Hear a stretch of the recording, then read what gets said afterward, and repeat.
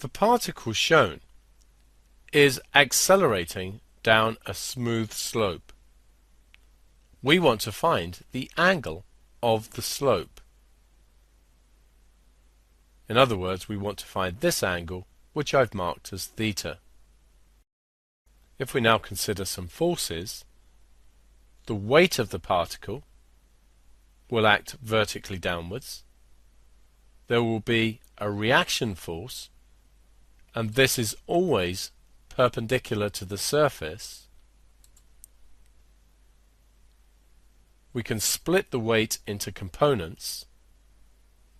We should be used to this, but the component perpendicular to the surface is 0.2g cos theta,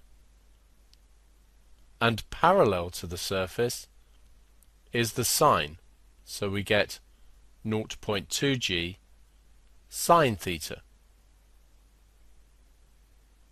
There's no frictional force since we're told that the surface is smooth.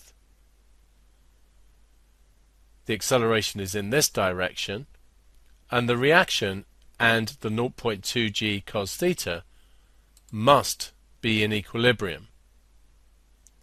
And we can ignore the 0.2g since we've put the components on, and the components have the same action as the weight.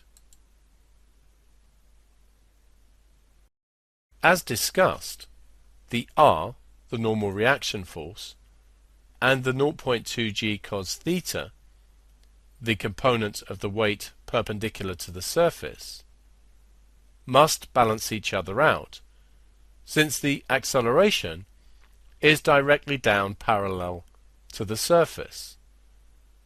The only force acting in this direction is the 0.2g sine theta. So using F equals ma, the resultant force is the 0.2g sine theta. And this must be equal to the mass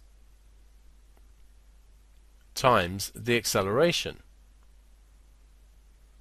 The only unknown here is theta, so we can rearrange to get sine theta is 0.2 times 3.8 divided by 0.2 times 9.8.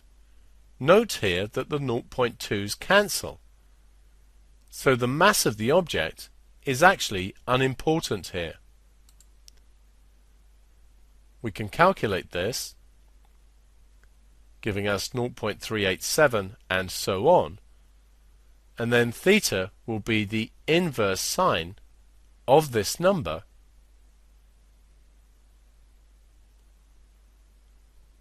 and this gives us 22.8 degrees, correct to 3 significant figures.